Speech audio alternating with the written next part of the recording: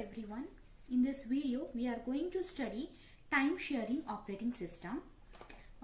You have already studied multi-programming operating system and batch operating system, and in this video we will see what is time sharing operating system. So first we will go through this. Multi-programmed, you know right, what is multi-programmed operating system? Multi-program batch operating system provides an environment where various system resources in the sense it can be anything, CPU, printer, monitor, keyboard or anything, were used effectively, but it did not provide for user interaction with computer system. Time sharing is a logical extension of multi-programming. So by this sentence you understand that time sharing is nothing but what? Logical extension of what? Which operating system? Multi-programming operating system. Multi-programming, the name itself suggests what exactly it is. Multi-programming means what? More than one program. Okay. So the computer performs many tasks by switches are so frequent that the user can interact with each program while it is running. So there will be many programs in the system. It can be P1, P2, P3, P4. There are number of programs. Computer system is used to execute number of programs. It is not for one or two programs. Okay, it is for number of programs to be executed in one environment. Okay, so the CPU performs many tasks. There are different tasks a CPU, central processing unit, performs. But how it performs? By switching frequently. By switching what? Frequently. The user can interact with each program while it is running. A time-shared OS allows multiple users to share computers simultaneously. So time-shared OS operating system, what it does? It allows multiple users, number of users to share a computer simultaneously. At one time, number of users can use the computer system. As the system rapidly switches from one user to another, each user is given the impression that the entire computer system is dedicated to its use.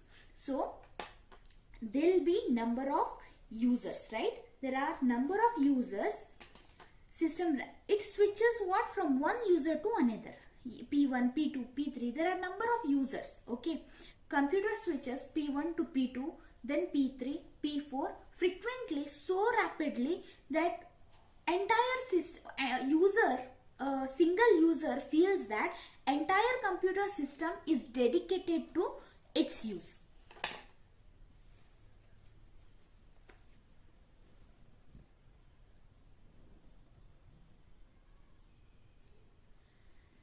It is being shared among multiple users. So this system is shared among what? Multiple users, number of users. A time shared operating system uses CPU scheduling.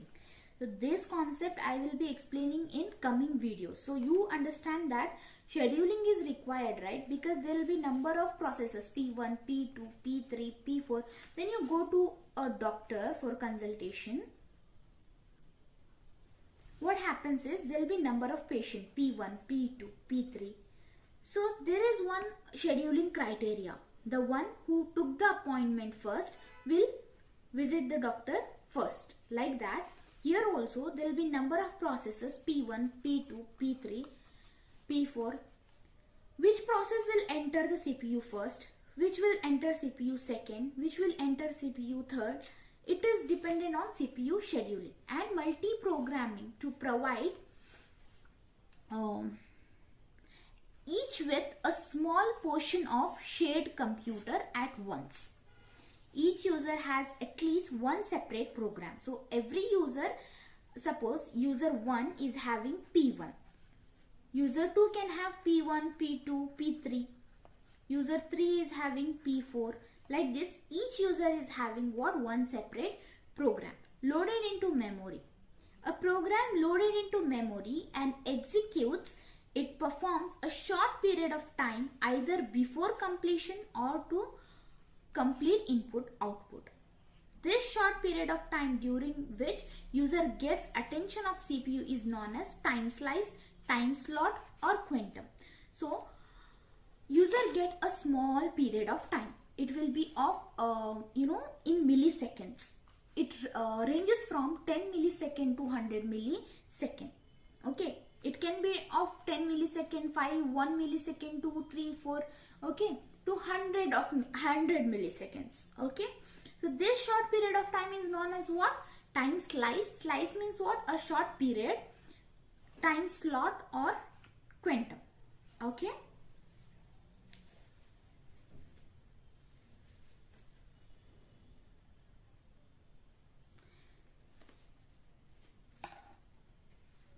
So next we will learn the working of time sharing operating system. If it is asked in exam, you can just write the definition. What is time sharing operating system? What is time sharing operating system? And working. Okay, how it works. The operating system performs time sharing through CPU scheduling and multi-programming. So the operating system performs time sharing through what? One is CPU scheduling, one is multi-programming. CPU scheduling and multi-programming. These two things are very important in time sharing OS. Okay, so we will see how it works step by step. First one is, it is division of CPU time for each process when more than one task are given by the user. So there are more than one task to be performed, P1, P2, P3, P4, so on up to Pn. So entire CPU time is divided among P1, P2, P3, P4, so on up to Pn. Okay, short duration of time is chosen for each process. Once short duration of time is chosen. Suppose P1 requires 3 millisecond, P2 requires 4 millisecond. This we will see in coming sentences. Okay, moreover, this time duration is very small, in the order of 10 to 100 millisecond. Time slot, slice or quantum. Time slot, time slice or time quantum. So this milliseconds of time provided by CPU for each processes. Okay, each processes uses CPU time in milliseconds. Okay. So, suppose three processes, namely P1, P2 and P3. There are three processes, namely P1, P2 and P3 are running on the system. Okay, each process that the quantum is 4 nanosecond. So, time slice is of what? Time slice is of 4 nanoseconds. Now, they will execute in the following manner. So we will see how they will execute.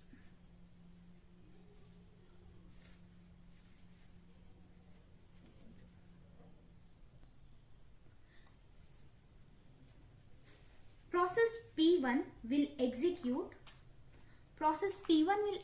for 4 nanoseconds. So there are processes P1, P2, P3, P4, right? So P1 will execute for 4 nanoseconds. Soon it gets over. P2 starts executing for duration of 4 nanoseconds. Further, P2 gets complete. Process P3 executes for 4 nanoseconds. This process continues till all the processes get complete. For example, P2 needs CPU for 6 nanoseconds. P2 needs for 4 nanoseconds. P3 can need CPU for 3 nanoseconds and P4 needs for 10 nanoseconds. So how it works? First P1 will get into the CPU. It will work for 4 nanoseconds. So remaining time is what? 2 nanoseconds. Then P2 enters the CPU and it will work for 4 nanoseconds and its time gets over. Okay. P3 enters the CPU and it will take the CPU for 3 nanoseconds, and at last P4 enters the CPU and it takes the CPU for 4 nanoseconds. So remaining is 6 nanoseconds. Again P1 turn. Okay, again P1 take the CPU and work for remaining 2 nanoseconds. Then P2 is completed, P3 is completed, remaining is what? P4.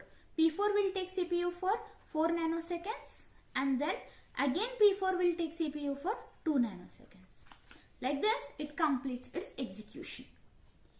In this way, only one process run at a time, but the switching between the processes is very fast. Hence, the user feels that all the processes are running at the same time. So, for example, here we have CPU and we have user 1, user 2, user 3, user 4, user 5 and user 6. Suppose this user 4, 1, 2, 3, 4, 5. Okay.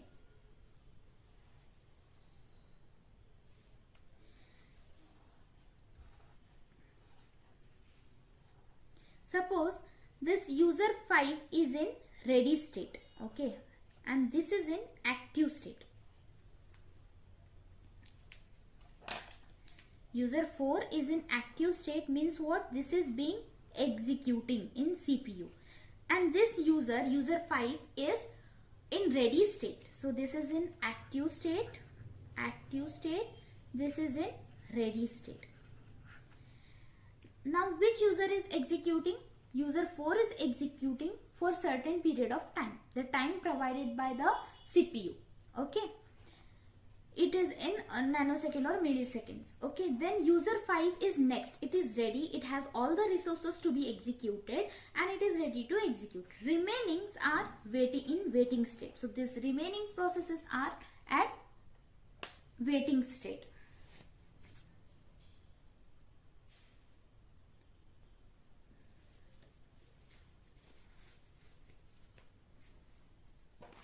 So remaining all the users are in waiting state. Okay.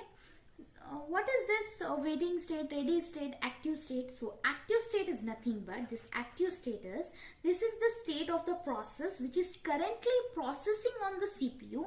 Only one process is in active state at a time. So the process which is being executed by the CPU is called as what? Active state. So only one process can be in the active state at a time. Then comes ready state. What is ready state? This is, I told you, right? In if you want to write, you can write in this way. The process is ready for executing, but it is waiting for its turn to use the CPU. More than one process can in ready state at a time. Only one process can be in active state and more than one processes can be in ready state for execution. Okay. And next is waiting state. What is waiting state? The process is not ready for execution. It is waiting for some input or output process to get complete. So some input output action to be performed. Okay. Such processes are called as, they are in waiting state. So there are three states. One is active state. Active state in the sense the process which is executing, being executed is called as what? Active state. Ready state is what? The process which is ready to be executed. There can be more than one process in such state. And waiting state is what? The process which are not yet ready to execute, means they are waiting for some input output event to occur. So this is time sharing operating system. If you have any doubt in time sharing operating system, please comment below. I'll clear your doubts, and if any concept you want me to explain, I'll upload the video. Okay, thank you.